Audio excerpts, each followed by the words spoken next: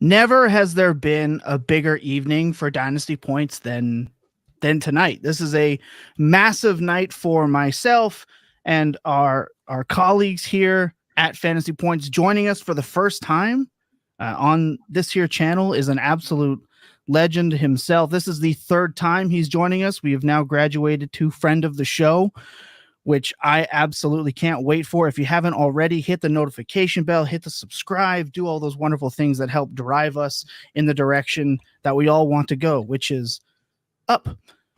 I, of course, am your host with the most time in his hands. I am Thomas Sibley. You can find me at El Nostradamus. My fun fact for tonight is I once toured with Jimmy Hart, and he is the only member of the Hart family that ever helped us still tear down the ring at 70 plus years of age. Jacob. My name's Jacob, and I have a two-part fun fact today. First of all, Today is Ferret Day, April 2nd. And the second half of my fun fact on Ferret Day is that I used to do voice acting, and my biggest, in major air quotes, role was Thomas on the show The Green Squad. And the reason I bring that up today is because we traveled with a pet ferret named Wi-Fi, who was my best friend in that show. So shout out to all the ferrets out there, animated and otherwise. That's pretty awesome. Hard to follow. I'm Lucas. You can find me on X at LGilbertFF. My fun fact is I am now married, so that's really fun. Took long enough. A year and a half of planning. Day came. I only cried a lot, so it was good. So everybody in the comments who's always asking about the handsome man on the show, you are now just referring to Jacob. It's no longer me. I'm sorry. I'll mark it. I'm JJ on Twitter at Late Round QB. Fun fact: I 4 days ago ran a half marathon. Hey, holy smokes! Yeah, damn, that was awesome. Married life you can stay active apparently. Try to, man. Try to. I didn't get the time I wanted, but I finished. There was a photo that came through. You know how they take like race photos and stuff. And it was about like mile 8 or 9. And I got this big smile on my face. I'm like feeling good. And by 11 and a half, I wanted to literally die. I was totally over it. Do you feel better or worse about your relative athletic score after finishing the half marathon? Probably worse. Dad ran the you know what out of that half marathon, man. So probably a little worse. No, that's so amazing. It's so cool. I hope to run one day, but as of right now, that's 100%. I ran one when I was 13, and I'm in substantially worse shape today than then. So I think that I was honestly in better shape at that point than I am right now.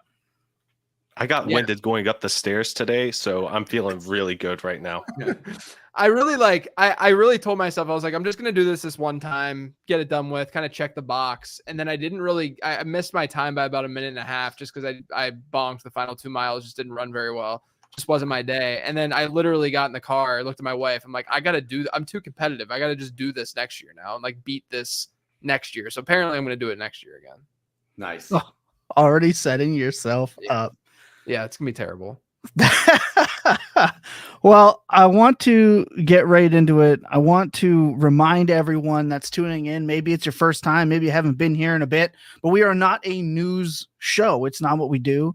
There's 4,321 other podcasts, articles, blurbs, tweets that'll get you up to date with all of the happenings. Today, we are here for something specific.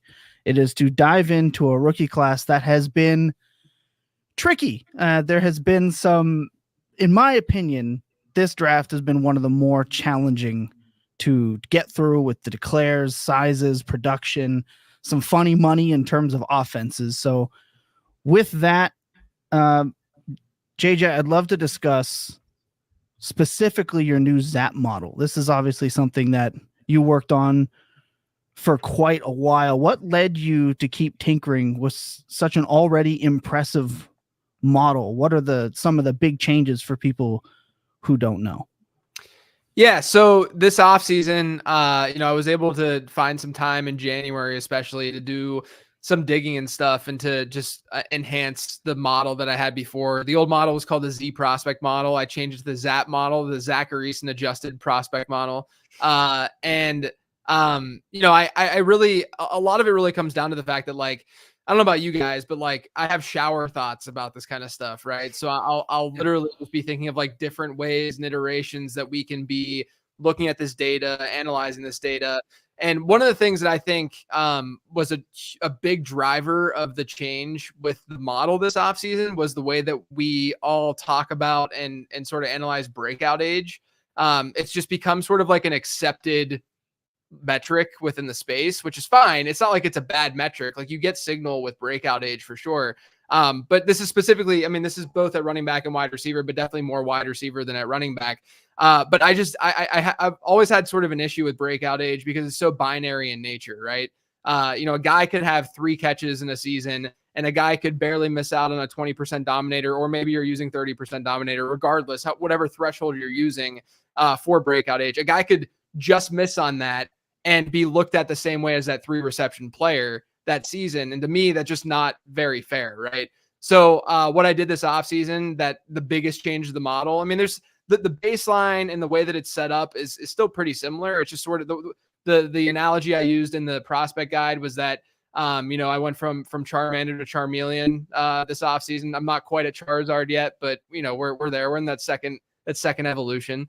So what I did was with instead of using breakout age within the model, I use what I call breakout score. And it's really pretty simple. It's instead of looking at this one binary metric of dominator, which I have issues with dominator rating too. I think that there's some problems with that inherently, but I'm just using yards per team pass attempt. And I'm looking at a ton of different thresholds with that.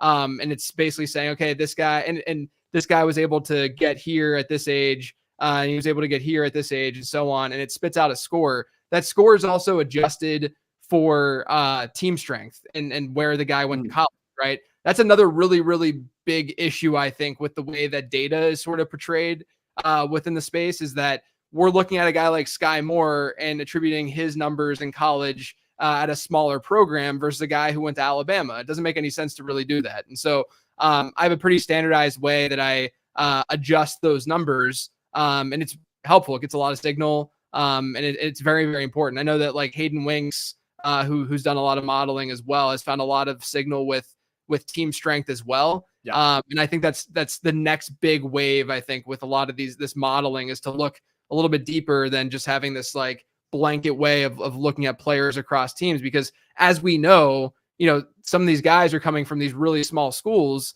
And there's no reason that we should be looking at them the same way that we'd be looking at an SEC guy. I expect it'll keep becoming a larger issue. I know Hayden has talked about this especially, but like now that we're in the NIL era too, there's so many more avenues for these guys to get to these big programs that you really probably value having that apples to apples comparison even more. When back in the day, if you weren't a highly regarded recruiter at high school, so many guys would just play their entire college career with one program, no matter what. That, if you are a Corey Davis, you end up at Western Michigan, you're probably staying at Western Michigan. At this point in time, like if there's a guy who's good enough to have that opportunity to transfer elsewhere, those opportunities are more likely to be afforded to them. We'll see. Like I'm curious how many more of these round 1 prospects we get that actually finish their college career in these, mid-major conferences. Yeah. And like to that point, you could get a player, a wide receiver, let's say, especially, I mean, look, I was doing the prospect guide, right? And I profiled every wide receiver and running back who are at the combine. So I have like 80 profiles in this guide. And as I'm going through their stories and their journey and like writing the story around them to sort of frame the kind of prospect they are, I mean, literally more often than not, they were transfers at this point, right? Like everyone's transferring. And I think the one big thing with that is like, I mean, honestly, Jaden Reed is not a bad example of this, even though he ended up being a hit. But, like Jaden Reed goes to Western Michigan to start his career. He breaks out at a really, really young age, and then he goes to Michigan State. And I think that if you're modeling or if people are looking at things through data and not necessarily like digging into these guys' journeys as much, they might see, oh, he broke out at 18.7 or however old he was when he broke out. And then he played at Michigan State. And you combine those two things. You're like, holy crap, this guy's playing at a Big Ten school, and he broke out before he was 19. He must be a stud. But you should adjust that breakout, like where and when he was breaking out for the school that he was playing at. That's more layers than I ever would have put a thought to it, because we're so used to just, like you said, grouping it together and seeing it as one plane. But when you layer it like that, it does make an absolute ton of sense. There is one question. We'll move on to the next one that we have here. We don't normally answer the listener questions, but there is one that I feel like is really good and really important here. As soon as I can move my mouse to click on it. Which prospect would get JJ to bike the hardest on Peloton? Like as in which one pisses me off the most to make me I never know what Tyler means. If Tyler's in the chat, I'm assuming there's some sort of hidden meaning behind this, but I don't know. Maybe you're just grinding the film. I don't know if you do your film grinding on the Peloton. I'm sure exclusively, but you're turning on the Just Bombs production. I guess which one makes you hammer those kilometers up? I would imagine I'd probably say like Adonai Mitchell for this, just because he's the most like polarizing up in the, I feel like just inconsistent, up in the air, no one really knows kind of prospect. And instead of me focusing on trying to figure that out, I just take it all out on the Peloton there. Who gets me pumped up? That's a different answer then. Who gets me pumped up? Who gets me pumped up? Probably like a Marvin Harrison Jr. or Malik Neighbors. I mean, let's be honest. Those guys are just freaks. Well, I think we're about to talk about those guys right now, aren't we? One thing before that, again, my mouse is doing some really weird things here today, but when you have one thing I wanted to ask, because the last time you were on, obviously we asked you your favorite late rounder and it was Jaden Reed, which congratulations, that worked out really well. When you have a late round player that hits, do you feel at this point in your career, any pressure to find the next quote, your guy the following seasons? Because everyone's looking for it. Everyone wants that next guy. And I know early in careers, it can be kind of pressing, but do you feel at this point any pressure to like really find your next him? I feel like I understand the pressure on someone who's trying to like make a name for themselves and stand out and all that in the fantasy space. But I think the problem with that is that's not the way that we should be evaluating whether someone's a good analyst or not. Like people literally will bought the prospect guide last year because I hit on Isaiah Pacheco the year before. I'm like, that's a terrible reason to do this, right? Like the reason you should be doing this because you understand the process in which led us to Isaiah Pacheco, because it's not like I was saying screaming from the rooftops, hey, go like Isaiah Pacheco first round, like get him like RB3 and whatever he ended up being in the class. I'm not saying that. It's just a game against the market, right? At the end of the day. And so we're putting these puzzle pieces together and we're trying to say, what's the most logical thing to do. So I would say, I of course I like to be right.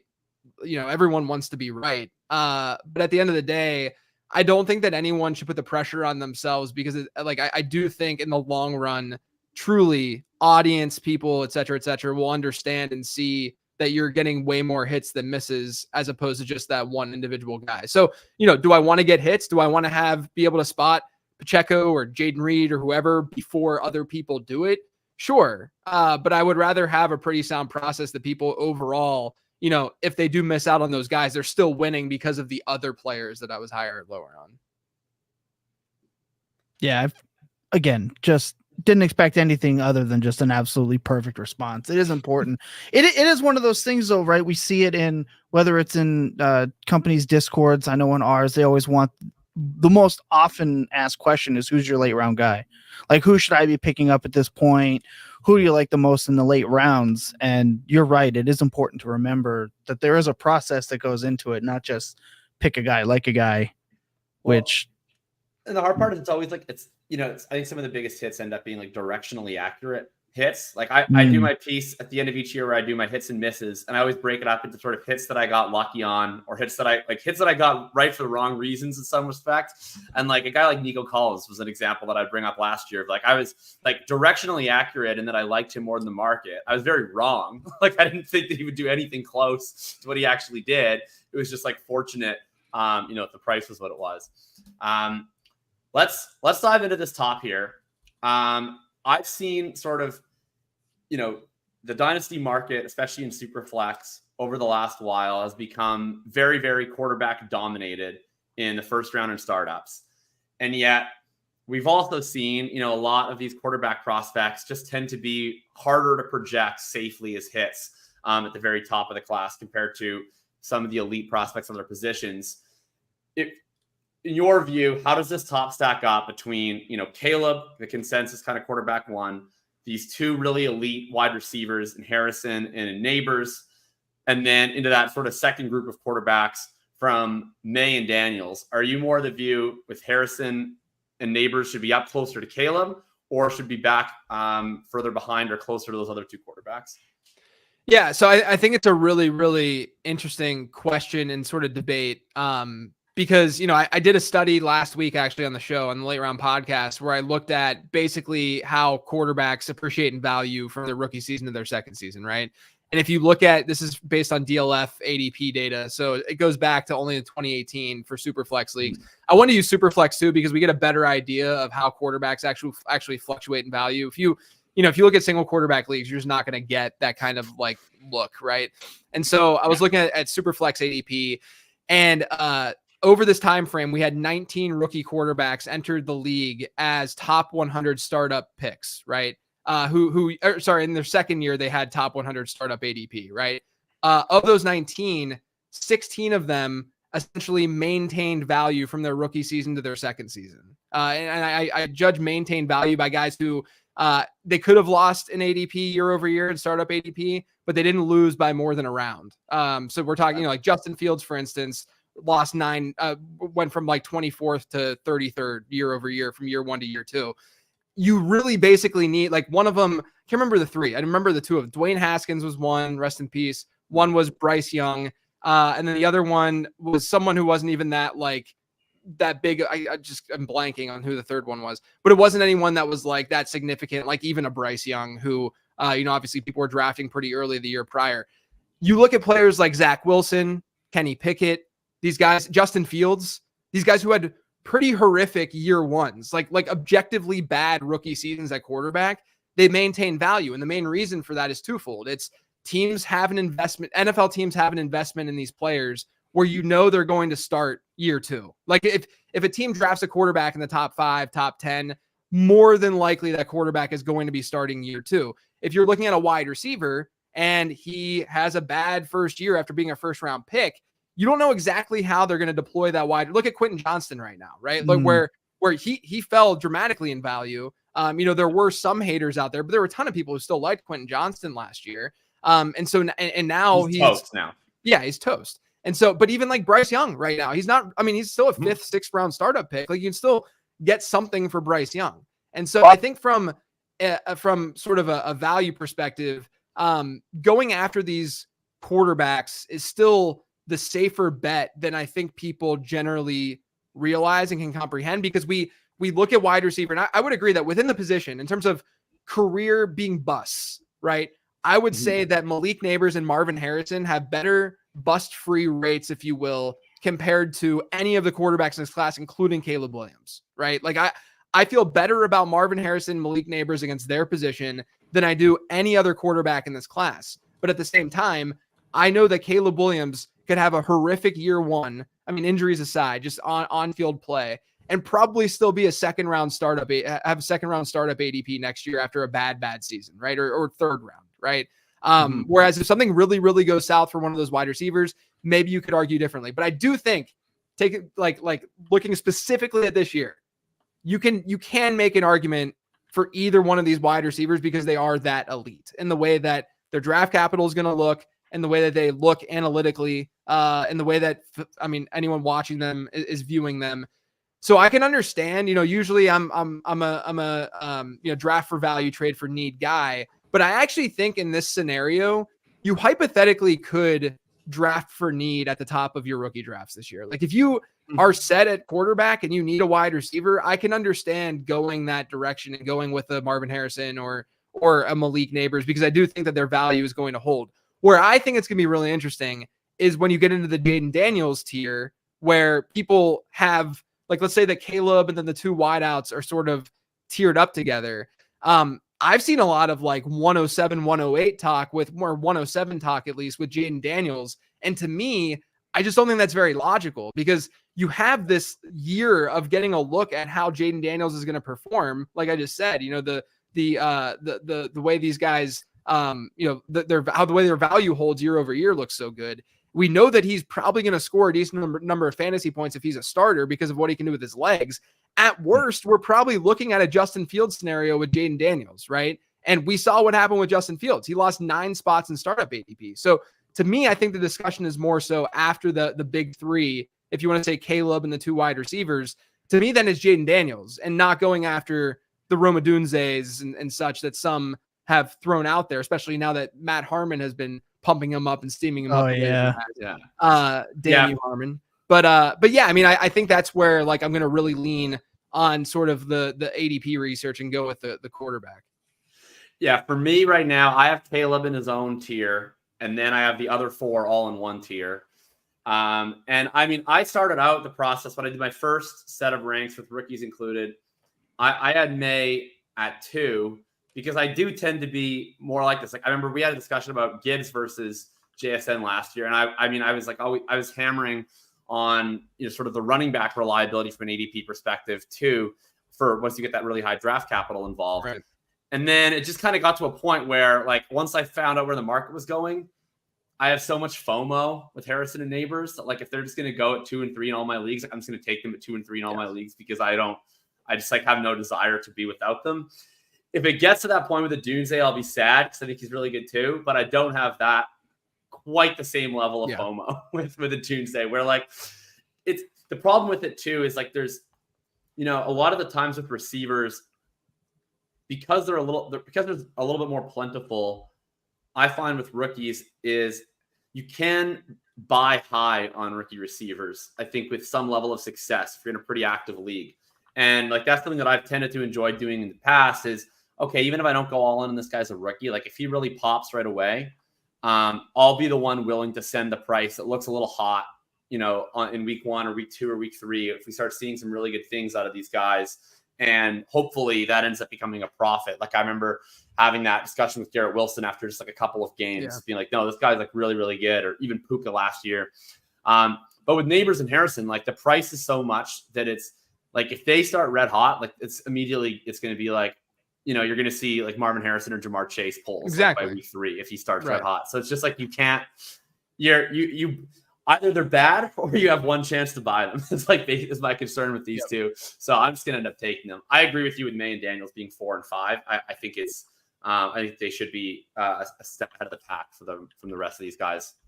I actually think that once the draft is over, I'm not going to be like surprised if I have JJ McCarthy in the same tier as a Drake May, like right there. And it really comes down to the fact that like McCarthy, let's do it. Yeah, like I don't evaluate quarterbacks the same way, like in depth as I do running back and wide receiver, because it's just very, very difficult to do analytically. The people that I talk to that do it more than I do, they don't necessarily see that dramatic of a difference between a McCarthy and a May. And if the draft capital is there, especially like if McCarthy ends up going to Minnesota or something, then you're going to feel great about that situation. We know that kind of landing spot, that aspect of things matters at quarterback. I just, like there is a very real chance that McCarthy would end up just being 108 in rookie drafts just by default. And I think that's going to be a massive, massive value because if he's a starter, which he would be, he's going to be a starter next year, like I said, and he's going to maintain that value. That's sorry, I was just going to say that's the Justin Herbert 108 Superflex rookie quarterback value. And I mean, our own Dynasty Fantasy Points own Brett Whitefield has been the biggest driving force to the JJ McCarthy hype train. He is about him. You put him in Minnesota, and we might not be able to contain him on this ethereal plane. It is a really interesting first in that, like, the way I set up my rankings, I give everybody a base first value, and a base first is basically like a random first in the future year. And it's always fun when I put the rookies in because it doesn't always align perfectly well. Like I have Caleb as being worth like 2.5. Then I have the other next 4 in my 1.5 to 2, and then I have Bowers and Adunze and McCarthy at 1.25. nobody in the one base one, and then down to late one is the next Wow. tier. Where like, so it's going to be an interesting mix where, I mean, it's probably the cat's out of the bag, I would guess, for a lot of people who play in leagues that are listening to a bunch of podcasts at this time of year. But for people that are in casual leagues, like I would still strongly recommend if you have the 1-9 and the 1-10, like just seeing how much it would cost to get into 1-8. Because I do think it's going to be, where we draw those tiers, we'll see after the draft. But I think that the top 8 is really, really strong. And then I think it becomes a bit of a Wild West for me personally. But let's chat about Odunze, who's the other wide receiver.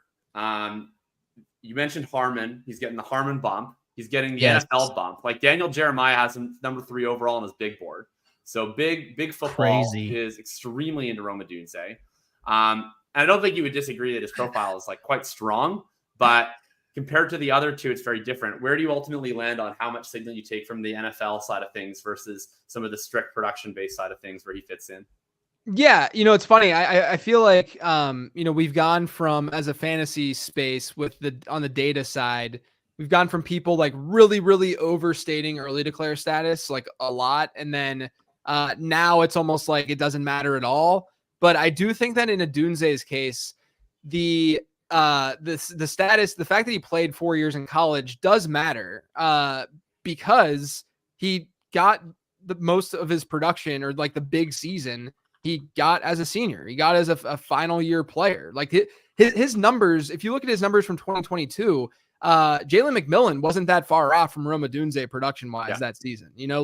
I don't think that he like has this horrific production profile by any means, but if you look at him and stack him up against obviously what Marvin Harrison did, like Marvin Harrison is my wide receiver 1, mostly because I have him in the, like my model actually slightly favors Neighbors, but I have Harrison as my wide receiver 1 because he did it multiple years with multiple quarterbacks. Like it was just, the safety is there, right? Whereas Neighbors just had that one monster. Like Neighbors has the best single season in this class by far, but Harrison has the consistency to make that pick a lot safer and easier, right? But then you get to Odunze, and there are more excuse making. There's more excuse making, if you will, analytically with Odunze. I have a teammate score within my model that definitely helps Odunze out, obviously with Polk and McMillan there. And look, he's not bad by any means. Like in breakout score, I scale from 0 to 100. He has a breakout score of 86, which is lower for like a potential top 10 pick, but an 86 score, 50 is the average. Like it's a good score still. Like doesn't have a bad analytical profile. It's just that when you look at like statistical comps for him, the top 3 that came out were what was it? One of them was Drake London, but one of them was also Michael Floyd, right? So there was a red flag just from that perspective with Odunze, whereas that just didn't exist for Neighbors and Marvin Harrison. Now, there's a real chance, depending on how draft capital plays out, that the model will actually like Brian Thomas more than Rome Odunze. I don't think it's going to happen, because what that would mean is that Odunze probably falls out of the top 10, and then Brian Thomas goes, maybe like 15th ish, or maybe like 15 to 19 or something like that, which is definitely possible for him. I just don't necessarily see that coming to fruition, but it just goes to show that things are looking like Odunze is just kind of in a tier of his own, as opposed to being there with Neighbors and Harrison. Like if people see him as that good, I think that there's something to that, right? Like I don't want to discredit what Harmon's doing, or what Daniel Jeremiah is doing, and what they're seeing. And I think that draft capital will allow that to play out a little bit, and I'll be able to react that way, if he does go 9th overall to the Bears or something like that. But I do think overall there are definitely more red flags in his profile than there are for Neighbors and Marvin Harrison. If we compared him to some other players with really similar draft capital that were also seniors in the last couple classes, where does he shape up versus Smith and Olave, who are the two that kind of come to mind? Yeah, so that's a good question. So Smith and Olave both look better in my model than Rome Odunze. You throw Dotson in there too if you want. I guess he went he's not as good as Dotson, and I just remember the top comp for him was DeAndre Hopkins for Odunze. I had to go look at my guide. I just blanked. But yeah, like the thing with Chris Olave, really good example of this, right? So So breakout score is trying to looks at age and not career season, right? So it's not looking at the fact that he was a junior when he did this, a senior when he did this, but I do think you need to adjust for that in some way. And that's why declare status is still something in the model. Like it still exists in the model. The good thing with Romadunze is that he is younger. And so if you look at his breakout score, it does look okay enough because he did these things, when he was a senior, he was still a decent age to get the production that he got. The difference though with him and like Chris Olave and why it likes Olave more, because Olave probably has a comparable teammate score as Odunze does. I actually think it's a good comp from just like a situation standpoint, right? Coming out and stuff. But Olave didn't need his senior season whatsoever to look good analytically, right? Like he got bumped down a little bit because he did go back and, we have to question why he went back, but he still looked really, really like he was still like a 97th percentile, 98th percentile type player in my last model. And I think he has a score of like 98 still in this one, which is better than Romadunze. So I do think Olave on paper is a better and I know a lot of people would disagree probably if they're watching these guys, but I think Olave was a better prospect than Odunze. Cool. Okay. I think that was a great answer. Go for it, Tom. I was just going to say, Rome getting that bump is going to make the kind of mid-tier of rookie drafts really muffled. Like it was already getting there. And now it's really Rome moving up this quick. I didn't expect. And it's happening faster. Seeing it now, it's reflected in ADPs. If you use Dynasty Data Lab and go track Rome's ADP over the last week or two, it's already moving. Yeah. So I think you're right. I think we're going to get to 108. We're going to get to a point where that feels fine. But like I said, I think there's always a running back that tends to creep in. There's always one running back that manages to weasel his way into the back end of super. Well, whoever gets the star on their helmet, I think is going to get a nice little ADP bump. And the lightning bolt. I was going to say the bolt and the star, all the celestial running backs. We'll be getting. I don't have this guy in the show sheet. You mentioned Thomas having likely a very similar score to Odunze. Why don't you wax poetically about Brian Thomas? Because I think, generally speaking, he seems to be like, I think mostly wide receiver 4. But I've seen like kind of first of many, or tons of other people have different wide receiver 4s. Is he that clear cut guy for you, or I guess potentially wide receiver 3 even? Excuse me. I would say, no, he's not concrete for sure going to be my wide receiver 4. And I say that not because, like I said, the model right now, like this is with draft capital of him going 19th overall, which is what NFL mock draft database has. Right now, he has a score of 95.3. Odunze's at 96 with 6th overall capital. So like I said, it can get close if those two, if Brian Thomas gets drafted a little bit earlier and Rome Odunze falls a little bit in the draft. But with that being said, the reason why I'm nervous about Brian Thomas is kind of interesting because I always like whenever like film people, people who are watching these guys. I shouldn't say film people. It's not like I'm not watching these guys, but the people who are strictly doing that as opposed to like looking at models and stuff. They look at Brian Thomas and they see like a very raw prospect and someone who might be more of like a Martavis Bryant type and someone who, might not have a full route tree at his disposal right now. And it's funny because when I go and I find matches for statistical comps, he's one of the hardest there's just not strong matches for him whatsoever. His strongest match actually in the model is Quentin Johnston right now. And it's not like the ZAP model. I went and looked year over year. The ZAP model unfortunately liked JSN more year over year. So like whenever I updated the model, I was like, you gotta be kidding me right now. But it hates Quentin Johnston. Like it did not like Quentin Johnston. So it was at least evened out a little bit there. So it doesn't like Quentin Johnston, but Brian Thomas, analytically and statistically, there is at least some relative comparison there. All right. From like I hate to interrupt you. I'm just super curious. Is that because Quentin Johnston had that kind of flat profile where it's like he broke out and then he was just exactly like kind of what he was? Is that why? Exactly. So a guy like Worthy too? Yes. No, it actually doesn't mind Worthy just because his was a little bit more impressive than Quentin Johnston's, right? But yeah, this is why I like looking at breakout score more because it will give people like Xavier Legette, it's giving him some credit for what he did that final season. Whereas, a lot of people are like, oh, he didn't even break out because he was, 23 and a half years old or whatever. It just doesn't matter. Right.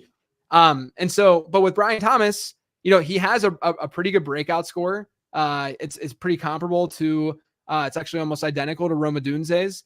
He has a good enough teammate score because he played with Malik Neighbors. Obviously the size is there. The draft capital only got better after the combine. It's just the fact that when I can't find, nothing with statistical comps is in the model, right? But I like to find people who have been similar in the past to feel some comfortability with these players. And if I can't find that with a guy, it makes me feel a little bit of caution with that player, right? Mm-hmm. Like I feel better about comps that I can find for Xavier Worthy than I do for Brian Thomas, as weird as that sounds, because Worthy is just this incredibly unique type player. I think Brian Thomas is actually a very, very unique player, and it scares me a little bit. That's why, the model's going to say he's probably like a low risk prospect. And like I have this draft capital delta metric, which looks at what a player scores versus what his draft capital is. And I just find the difference between the two. And then it ranks them as a low risk, neutral, or high risk player. Brian Thomas is probably going to be a low risk player, but it's just more so what the model is seeing versus where he was drafted in the actual NFL draft. I don't see it that way at all. I think that there's a lot of volatility to his profile. No, I really like him, and I really hope he goes to not just a spot, but gets draft capital that confirms my bias a little bit, so I have no shame in drafting him 40% of rookie leagues like I really want to. He's an odd guy though, because it's even the volatility play to play, right? Like his season is insane. And he had what? Like, I want to say like 7 30+ yard touchdowns. And like, I think he had like 3 like 70-yard touchdowns or something crazy. Right. He did nothing outside of last year. You overthrow a couple of deep balls. And I know it's like the worst fantasy analysis on the planet to be like, hey, if you take away Saquon's big plays, actually he sucks. But like it does inject some sort of volatility. Yeah. Yeah, as I think the most skeptical person on this show about Brian Thomas, it's nice to hear some of this like backed up a little bit. Like whenever you're watching his film, he's not somebody who you get like the warm fuzzy feelings about being super consistent in the NFL. And you're right, it's really tough to find a good comp for him. He is a long strider, but he makes explosive plays in college. I can't think of somebody realistically other than like the elite long strider of like maybe AJ Green as somebody who actually like truly broke out in the NFL. You just don't see those a lot as these top tier wide receiver options for fantasy. That's just what's holding me back the most. Like obviously super fast, big guy. You like the ability to create explosive plays, and he's probably going to win you a couple of weeks throughout his NFL career for fantasy football. But I don't know if he's ever going to be consistently a top 24 wide receiver or even top 36 wide receiver. That's just what scares me. It sounds very Gabe Davis of you, Lucas. Well, my hope is he gets the Metcalf route tree. Like that's kind of what I thought. Yeah. What I felt like we saw a lot of in college, and like Harmon just did his stuff, and it kind of bears that out. Is that it was a lot of like slant, curl, go route. He had like an absolutely insane success rate on the go route, which fits his statistical profile also. That would be, maybe the hope on the ceiling there. But yeah, probably more productive in college than DK though, actually, at least in the final season. Yeah, Metcalf also couldn't stay healthy. The one of the comps that came up for Brian Thomas also, well, there's the Terrace Marshall comp that is very frightening. But Torrey Smith was another one. And when I say Torrey Smith, people like freak out. They're like, oh my God, that's terrible. You got QJ, Torrey Smith, and Terrace Marshall. Torrey Smith was really productive. Like I'm trying to give realistic comps that the model's spitting out in terms of matches, right? And I feel like the Torrey Smith Hall one, of Fame comps. Yeah, right. I'm not going to give you guys just like obscene, Jerry Rice comps for all these players. Like Ricky Pearsall's Jerry Rice. Like, what are we doing here, right? He's not. But yeah, I think that if he has a Torrey Smith like career, I would argue that's not like if you knew you were getting a Torrey Smith like career, you might still spend a pick in the 20s on that player. Like if you knew that was a for sure outcome, right? And so I don't think it's like that bad. I just go back to the fact that like nothing matched up very, very well for him, and that scares me. I think the mind F comes from you're sitting at the 108 and you're like, I'm drafting the quarterback for Justin Jefferson and Jordan Addison, and then you're one pick later, and you're like, Torrey Smith would be fine. And that's I think where that's where you get wrecked in this class. Exactly. Yeah. Right. And let's not forget, Torrey Smith had 3 really productive wide receiver 3 seasons on a run heavy team with, I mean, let's face it, a super elite quarterback, hucking him the football playoff legend. Shout out Baltimore Raven Torrey Smith. Back up now all of a sudden. Yeah. Hey, you might end up being the starter again. We're going to find out. Look, I love the program. You guys have been hearing us talk straight for 40 minutes. Love that you're tapping in. We're seeing new people popping in all the time. Hit that like, hit that sub. We're going to take a quick 5-second break. Give you guys a break, little pause in the action. When we come back, we are going to hit the second half, the meat, if you would, of today's episode, because we love the meat here. 5-second break. We'll be right back. Sit tight.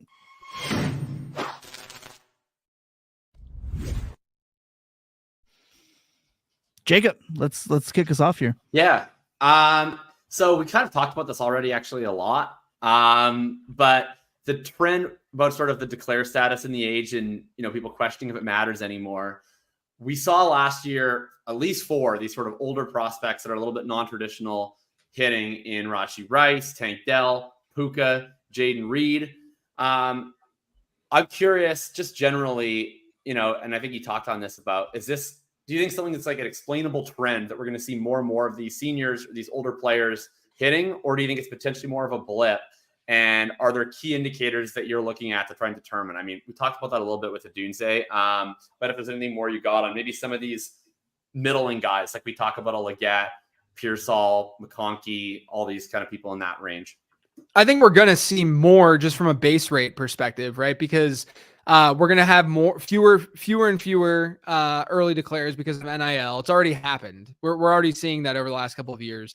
And then, in the case of this season in particular, this draft season, and I guess last one, and maybe they'll have some lingering effects next year, but the COVID season, that definitely played a role in why guys, stuck around a little bit longer. I mean, you look at the running back class right now, we have like 6 guys who are over 24 years old in this year's running back class when we had like that many across like 2011 to 2023. Like, it's crazy how old some of these prospects are.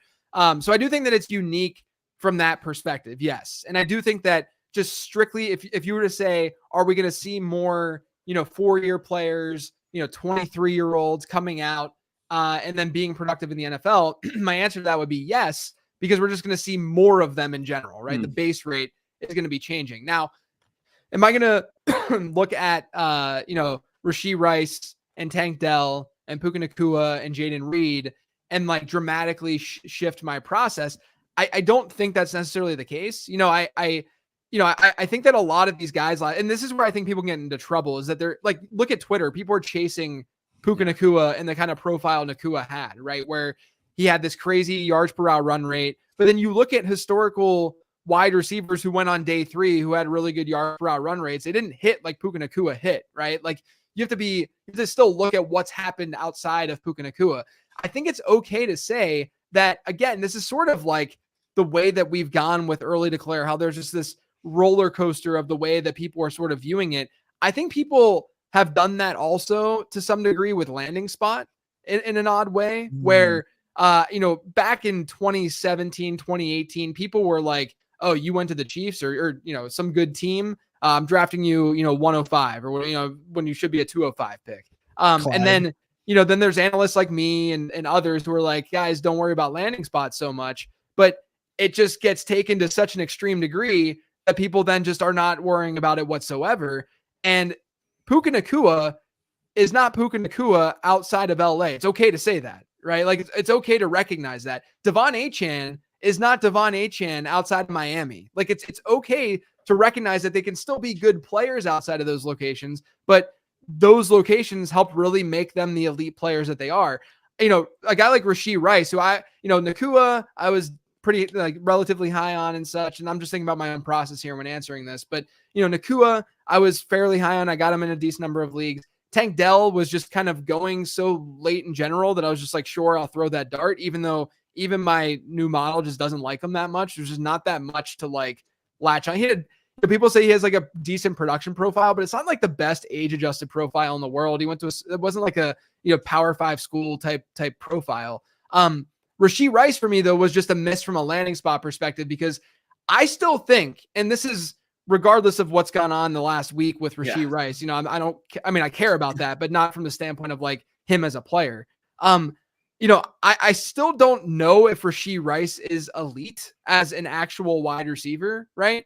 But what I do know is they used him exactly how they should have used him in year one, right? Like he is we never should have ever questioned Rashee Rice's yak ability and what he can do with the ball in his hands. It was always, what's his route tree really look like? Is he a good route runner? And you look at how they used him in year one. He was one of the highest screen wide receivers in the league, one of the lowest ADOTs we've seen from a rookie wide receiver since 2011. And it's like, okay, they use him in that way, but what happens if they use him in different ways? And if they use him as a true X, and if they use him, as their true alpha in the offense? And I don't know what the answer to that is, but I don't think it necessarily matters because he's probably, again, aside from the off the field stuff, if he plays, he's in the right environment. And now he's got Marquise Brown to stretch the field a little bit, and things are going to open up for him probably a little even more. Right. And so I think it's okay to just look at these guys individually and say, hey, look, this is why this worked out for this guy. Because as we do that, we're focusing on the Puka Nacuas of the world, the Rashee Rices of the world, these guys that did pan out after having questionable age-related profiles. We're not doing it for the guys who didn't pan out, who also had questionable age profiles, right? Like, and there's plenty of them. There's going to be plenty of them this year too, who just don't pan out, who have that. So I think that's where I generally stand, is that I'm just trying to look at these. I like having the model as a baseline, say that every year. It's still a guide for me. It's not this thing that I only draft off of. It's so that I don't get too high or too low on players. And then from there, I can evaluate the individual player, the fit, the scheme fit, and all that good stuff, more on an individual basis. A point that you made about landing spot being taken to the extreme is something we talked about not that long ago on the program with JJ McCarthy. How you view him is so different with his talent, depending on where he goes. It still matters. I think you're right. I just maybe not the main factor, or not something that should just be completely irrelevant. Right. A big thing in the fantasy space is talent over situation, no matter what. Mm-hmm. Not always the case. Jacob and I argue Brock Purdy almost on a weekly basis in season, but as you said, Brock Purdy's not Brock Purdy outside of San Francisco. It's just factual at this, right? Yeah. It's not a surprising thing. The problem is with that is that, like, when you say those things, people then think that you think that Brock Purdy is terrible, or people think that you think that Puka Nacua is bad. It's like, that's not what we're saying. It's just that we recognize that scheme matters. And I do want to say just an overarching point here. It's very easy to say, oh, he went to a great landing spot in hindsight, right? Like, there's still a layer of projecting that's going on there that you're going to also be wrong about. Like, no one thought that Tank Dell was walking into this fantastic situation where all of a sudden Bobby Slowick did what he did as offensive coordinator. CJ Stroud hit to a 98th percentile outcome. Like, all these things sort of like fell into place for him. But I do think that, just generally speaking, like, we all saw Puka Nacua go to a place in LA where they're going to run a lot of 11 personnel. Sean McVay is going to open things up offensively. Puka Nacua can play all over the field, and they don't have a wide receiver 2 on that team, right? So there are objective things that you can look at and say, okay, yeah, we probably should have been a little bit higher on Nacua, despite being a day 3 pick. We have some questions in the chat that we will get to here to wrap. But before we go quick to the chat, would love to get, you gave us your Jaden Reed call early last year, home run. Who would be your number one sleeper guy that you would pitch this year? Try and hammer again. Can I give you one running back and one wide receiver? Yeah. I think we share the running back, so I'm really excited. Yeah, we do share the running back. Yeah. I'll go with the receiver for. Actually, no, I'll just go with the running back first. The running back is Isaiah Davis. Who has the second best breakout score in the class behind Braylon Allen. The running back breakout score stuff is actually not adjusted for program. because it just doesn't seem to matter and get signal at That's running fine. back. He played at the greatest program in the country. I don't know. There you go. Yeah. I don't know if he's got to get Jackrabbits, baby. Jackrabbits. And so, I mean, like his numbers look great. He's got a best season reception share, which is another thing that I look at running backs. That's north of 10%. He's got good size. So I think he can be an every down back. And his two top comps were James Robinson and Tyler Algier. So to me, nice.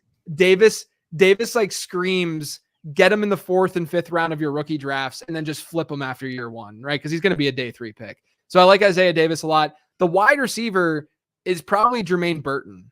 Okay.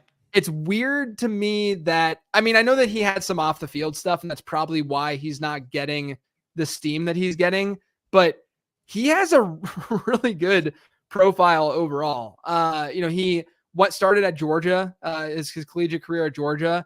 And in 2021, when he was a sophomore, he played on that team that had pro caliber running backs. You had Zamir White, James Cook, and then you had Brock Bowers on that team, Ladd McConkey, A.D. Mitchell, Darnell Washington. George Pickens was on that team too, but he was banged up, so he didn't really play. But Jermaine Burton that year finished 2nd on the team in receiving yards, and that was as a sophomore, right? And then he transfers, he goes to Alabama, plays there against probably Lucas in the head as he was rushing the field after the 3rd Saturday in October win. Yeah. So his junior season, his yard per team pass attempt was 1.55, not great. But then as a senior, 2.46, strong. So he had good production at 2 of the biggest, if not the biggest, programs in the country. And his breakout score is top 10 within this class. I think, especially like from a best ball perspective, he's a big play receiver. He can get down the field, 96 percentile percentage of targets that traveled 20 or more air yards this past season, according to PFF. I mean, you can just look at what he did throughout his collegiate career, and I just am a little confused. Aside from the off the field stuff, I get all that, but I'm a little confused as to why he's not getting a little bit more love in the fantasy space, at least. Lucas, I'm curious for your thoughts on him too, because if there's 2 things that the Dynasty Twitterverse usually will overrate as prospects coming out, it's Alabama players and Debbie darlings of yesteryear, and Burton is both of those, and nobody really cares. So I am curious. I mean, I don't think people really care because he never eclipsed 1,000 yards. Yes, he was on teams that, especially early on, they weren't really throwing the ball a lot. Georgia, I mean, JJ outlined everything that was going on there. You can see that he was fairly efficient with the touches he was getting at Alabama these past 2 seasons. Whenever they had Bryce Young, I would have loved to have seen more production out of him. And that really, I think, just turned so many people off of him his junior season. But it's not necessarily the volume stats that we should be looking at. It's what's he doing wherever he does have these opportunities. And he was at least out on the field consistently. I think he always ran over 90% of his team's routes. So like that's good, especially whenever he was in such talented rooms, except for more recently at Alabama. But I think what's really hurting him so much is the fact that he just has that lack of volume stats. And he just never really had that coming out like performance to make everybody really pay attention to him again. I have a theory, by the way, on the Bryce Young stuff in particular, not with Bryce Young and Jermaine Burton, but just in general. I haven't studied this or researched this because it's just a big project that I would have to take on. But I wouldn't be surprised if, transfer numbers are not as strong when you're going at least from a small program to big program or big program to big program. Like, I'm not talking like Javon Baker, who goes from, Alabama to UCF, because obviously you see a downgrade in terms of who you're facing and the competition you're facing. But Burton going from Georgia to then Alabama and, learning a new system and being on a new team and not seeing the production that we would necessarily want to see as a junior, I do think that we could probably, and again, this is totally subjective, but we could probably subjectively just give that somewhat of an excuse, right? Like we can understand, because think about anything that you do in life, whether you're changing your job or if you're transferring schools and going to a different school, like there's a lot of baggage to that kind of thing. There's a lot of stuff going on. It's not super easy to just maintain the same performance, right? So I do think that it's good. And the reason I bring this up is because it's good to see that his junior season, was not that great. Like he had a 1.55 yards per team pass attempt rate, but his senior season was pretty good within the context of what the offense did. And to me, that at least could create and allow you to create that narrative about Burton. And that's a great way to put it. It's nice to have that little, use it as a little bit of a beacon, if you would, like you mentioned. Like it's not easy. It's easy for us to say, well, he transferred. You should be in a better spot. It's not that easy, bro. It's those playbooks, tough. Oh, you're going from one like pro style system. Enjoy this one. Good luck. It's tough, man. It's tough. Jay, you want to hit some of these questions? Yeah, I think I got two audience questions. Two audience questions, and Lucas has a question. So the first one I was going to ask, and I know I'm about 99% certain that I know your answer, so I'm going to change the audience question. The audience question was JSN or Adunze. I know, and for anyone who somehow doesn't know that you have a year two model, I'm going to change the question and say, at what rookie pick would be the lowest that you would take for JSN? Oh God. In Superflex, I think it's lower than Adunze. Yeah, definitely lower than Adunze. I mean, I think that you're getting like there's going to be some guys in that next tier that we were talking about with that drop off tier, right? Into the 109 to like, I think that you could argue that JSN true value in terms of like what, like JSN's difficult because value wise, there's going to be so many truthers out there consistently that I don't think he's going to fall in value nearly as much as he probably should if he has another season like he did last year, right? So I try to embed that in my analysis at least a little bit because I think it's important.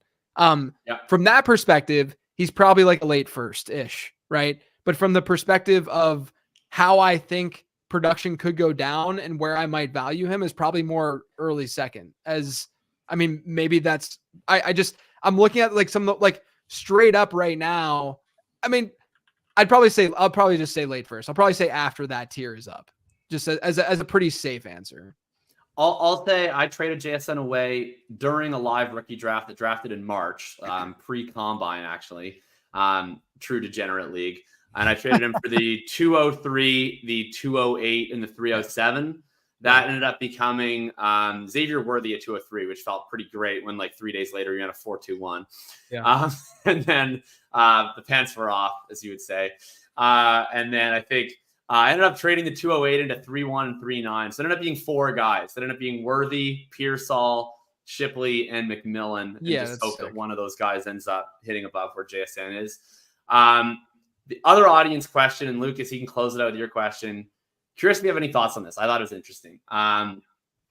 BV says, would love to hear JJZ's thoughts on how the NFL doesn't really develop players. He cites Adam Harstad. I know other analysts have talked about how it's not a development league. You come in where you are. Coach is too busy with schemes. You have to be good already. Curious if you have any thoughts on that and how it potentially relates to like some of the age of these prospects and if we care where they are in the development curve, so to speak. Yeah, I mean, I think a lot of development is probably intrinsic with these guys, and they either have it or they don't. Like a Chase Claypool, for instance, like just didn't have it, right? He's just not someone who is going to be self-motivated enough to. What he does have is a contract offer from Saskatchewan Roughriders. So welcome home, Chase. Yes, exactly. But I do think that like if you look at data with this.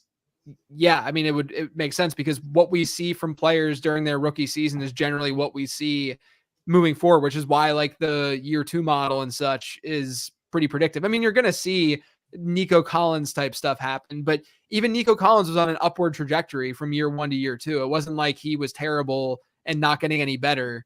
There were at least like signs of him getting better. So yeah, I mean, given the fact that we see these guys, like whoever doesn't do very well as rookies, they generally don't do very well later in their career. I think that's definitely a signal and showing us that there's probably not as much development as we think with the NFL. And when we see turnarounds, I wouldn't be surprised if it's more scheme turnarounds than it is actual player turnarounds. Makes a lot of sense. Lucas, close us out, buddy. All right. So you were talking early on about your breakout score, and it immediately made me think of a couple wide receivers, but I wanted to wait until we were a little bit later on in the show. Okay. And the first one that comes to my mind is Jacob Cowing. And how does your model view him with going from I think it was a UTEP to Arizona, and then also Devontae Walker with North Carolina this season, also on much lower sample size. But some of these more successful wide receivers that moved up had some good seasons at the higher levels and now are declaring. Yeah, I think Walker within the fantasy space is a little bit overrated. Like from what I've seen, what I researched, seems a little one trick pony-ish, just deep ball guy, can stretch the field. Not necessarily the kind of player that I would want to invest in fantasy so much. Like he might be a better real life player than fantasy player. But from a breakout score standpoint, I'm looking at it right now. He has a breakout score of 78.7. So despite the fact that he did have early production, it didn't get the same amount of weight as it would have gotten had he gotten that at Carolina, right? And then Jacob Cohen, I think is interesting if we are able to like he to me is the potential Tank Dell of this class. Like if you were to frame it that way, right? If you want to see the higher end outcome, I think Cohen makes some sense given the size profile and such. His breakout score is 74.3. So again, it's not bad, but it's not like elite by any means. I know that these numbers are semi-arbitrary, but I think you can get a general idea of 50 is average. He's above average at least. But yeah, I mean, like at the end of the day, a slot guy like that, Tank Dell, everyone thought was probably going to play the slot in the NFL as well. And then he found the right coordinator, the right system to really trust him on the perimeter. And he's great on the perimeter, right? And I think that we need to be a little bit open-minded about stuff like that happening more. And I'm guilty of it too. I say we as in me mostly. I'd like to go back in time and find myself saying somewhere that I wasn't sure if Tank Dell would play much because they had Robert Woods to play the slot and just like smack myself in the face. Right. I mean, like I think that we typecast these guys a little bit too much, especially in today's game, these smaller guys. So like if Cohen right now has a score of 65.7 in the model, which is pretty average, like not great, not like, you wouldn't expect him to give you wide receiver 2 seasons, but that's with 137 overall draft capital. So if he ends up sneaking into a day 2 pick, then all of a sudden, he'd become a very, very interesting player to me. Like I think that he's got a more complete profile that, I mean, obviously totally different players, but a more complete profile than a guy like Walker does. Awesome. It does make me really wish that Malachi Corley had a year at a higher level. That'd make me feel a little bit better about drafting him, but yeah, is what it is. Yeah, I could talk about Corley for like 30 minutes. I feel like that's one of the more. I feel like give it 3. Yeah, I mean, I'll talk about it. That's fine. I'm just or 30. I'm just I think that when we I feel like people assume that a player who can do Deebo Samuel like things is just automatically Deebo Samuel when we get Deebo Samuel comps every year from a different player. And what's funny is, he did comp in my model to Deebo to some degree just because of size mostly. But his number 1 comp for me was Amari Rodgers. And if you guys anyone listening to this right now, or you guys, go to Twitter or go to Google and search Amari Rodgers, Deebo Samuel, you will find people comping Amari Rodgers to Deebo Samuel because it happens all the time. And if you look at Corley, the thing that's really, really strange and interesting is that at an inferior program, his top season in yards per team pass attempt was still really bad. Like he never put together this like massively good season within that statistic. I do think that we have to be a little lenient there because of the way they used them. Obviously tons of screens, tons of targets behind the line of scrimmage. I think that's how he's probably going to be used in the NFL to start as well. And just strictly from that perspective, he might be semi-fantasy relevant because, like if you're just going to get cheap dump offs and stuff and get 4 or 5 touches that way a game, you can be viable in fantasy. But I just don't know if it's okay to say we don't really know. Deebo Samuel was a great prospect. Like, despite, I know he's a little bit older, he's over 23 when he came out. Like his breakout score was like 90. Malachi Corley has a 0 breakout score because he went to a smaller school and he couldn't really hit the thresholds that based on the adjustments that I would want him to hit, given the small school that he went to. Like he just doesn't have nearly the complete profile that Deebo Samuel had. Deebo Samuel was great. And I feel like when we make comps like that, we really downplay how good those other players were when they were coming out. And it's not fair to those other players. It's not fair to our analysis. It's not fair to the way that we're talking about these players, because it gives people the wrong idea about who these players are. And the other thing about Deebo Samuel's not Deebo Samuel without Kyle Shanahan, probably, right? Like the chance that Samuel will be used in this identical way and get 40 to 50 carries a year, like who knows if that would happen, in a separate offense. Who knows if he'd be the same type of player. So, I think Corley can be fantasy relevant in the right spot, but there's just a lot of things that have to sort of lean his way and go his way to really get there. I found someone as recently as March 31st, 2022, talking about Amari Rodgers' abilities to do some of the Deebo Samuel running back stuff. That's you. I mean, you nailed it. And Deebo gets it always at the receiver. Alvin Kamara gets it at the run. Every single running back that catches passes is Alvin Kamara. It's like there's like a few. It's always the guys that are unique is the problem, right? It's like they actually it's kind of the inverse, right? It's like any of the guys who are like conventionally good prospects or conventionally good NFL players, like don't ever get subjected to this.